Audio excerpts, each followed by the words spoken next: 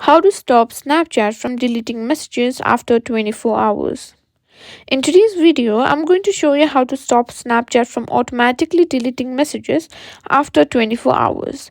If you prefer keeping your messages longer, I've got a simple solution for you, so let's jump right in. First things first, open the Snapchat app and make sure you're logged in. Simply, next tap on your profile icon or simply swipe right. From here, you can simply find all the chats.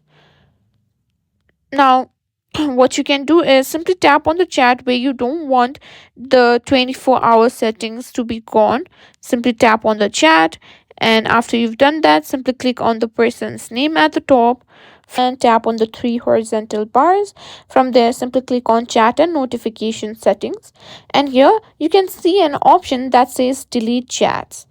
Here, as we can see, we want to stop Snapchat from deleting messages after 24 hours. Now, here, what you can do is simply click on 7 days after viewing.